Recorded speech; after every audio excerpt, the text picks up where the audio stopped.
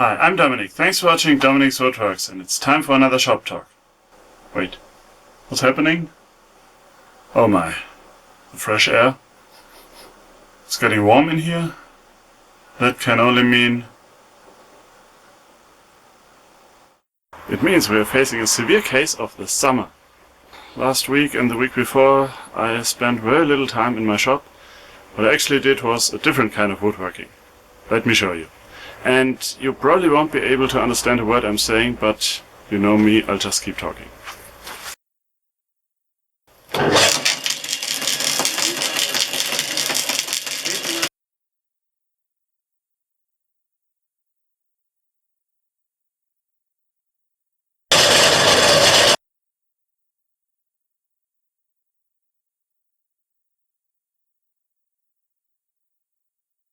And usually there's a little rest. So, what was I actually talking about? We have a garden. Let's start at the beginning and let's be frank about it. There's a lot to be done in a garden, and we have these bushes or green planty thingies all around, and they tend to grow. And these are hazel bushes, or is that the correct term? I'm too far away from a computer to be bothered to look up the translation, but hazelnuts usually grow on these, if they would, and they don't on these, and they grow up to 4 meters and further. I think in one book the height of these plants was given with 7 meters, and it's a little bit high and a little bit shady or shadowy for a garden. So I'm chopping them down, and I read that the branches that stand for more than a year that carry the fruit, so I cut them down close to the bottom, with the idea being they will then grow, and at, well, say this height we can chop them off, but all the length from where I cut to up above will yield nuts. Well, I know the idea is nuts, but anyway. What am I doing with these? Well, one option would be to take them to the local recycling thingy, and they make compost out of those. Somehow I think magic is involved. But what I'm doing here, I can show you. I'm inclined to call it the chopperoo, for some unknown reason. And underneath here, if you get the chopped up stuff, yes, there are all the leaves in there, some are dried, others are not. And I'll just take that and put it underneath the undergrowth, or on top of that actually, to, well, for one, to get rid of it, and also to prevent unwanted stuff to grow there. And maybe even slow down the growth of the big ones, but who knows. Mainly it's to get the stuff out of the way. So I'd ask whether you're interested to see more about it, but I have done that in the past, and, well, people usually said I just shoot, and so I'm shooting. To give you a little impression, that's a very, very minor part of what I have already cut. Here's one of the hazelnut thingies, and it looks kind of weird that way. And next to it I actually took out 3 large contraptions, and, well, you can still see some of those. And I still got a lot of work to do, but, well, I hope the summer is still a little longer. Here we actually planted berries, and I didn't translate those either. Well, I'll probably look them up and put them on the screen somewhere. These are white ones, red ones, and black ones.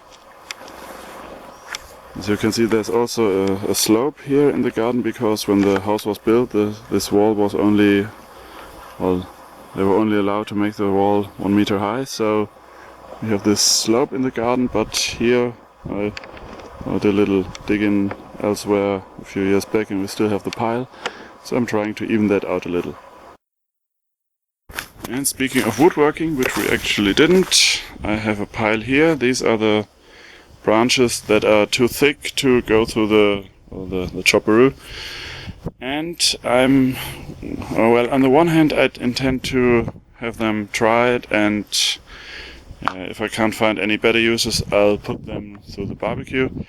But I'm actually using the Dominic woodworker as an excuse to keep some of the more characteristic pieces and use them as, well, as probably not as props, but as set pieces, background and such. We'll see. Oh, and I forgot to mention Mitch Peacock from Made in Wood. For the longest time I didn't know how to pronounce his channel name, but that sounds about right. So Mitch is doing a contest challenge thingy called Tool Make 2015, and the idea is, as the name implies, to make a tool. I want to participate, but as usual, I don't know whether I can make it in time, so this time I try to remember to share it, and well, I recommend you join in. He got some prizes lined up, and it's worth joining for the inspiration alone. And another recommendation, Joe from Average Joe's Joinery has released a video that, well, I don't know any other way to say it, that went viral. It's about hiding screws, and it's an ingenious idea and simple to boot. So check it out too.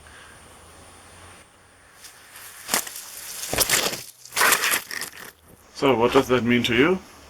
Nothing probably, because I still have a number of videos and projects in the pipeline. I don't get up to the computer that much these days when it's this nice outside, but I will probably get to keep the not schedule that I'm following, about one video a week plus the Shoptalk. And I got a few other ideas for other quick videos and updates that I want to do, but you'll see. Another important thing is that I finally managed to get my printer to print the addresses on the envelopes for all the stickers that I want to send out. Now all that's left to do is, well, to actually put the stickers in the envelopes and maybe write a few notes and such, and then get them shipped off. So if you still want a sticker and you haven't sent your address to me, there's still time, and I'm hoping that you do, because I have them sitting here and they're taking up space. Not much space, but it's still space. And they're free, anyway.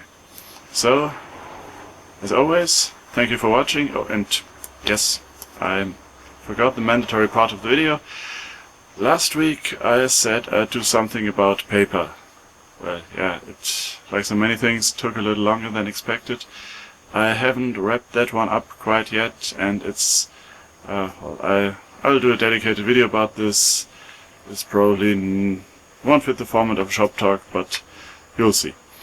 And I'll also be doing videos about the other stuff, the sewing and weaving and whatnot, when I get around to it, which could be a little while, but you know how it is, or rather, you know how I do it. So, thanks for watching, I appreciate your support, thanks for watching, and remember to be inspired.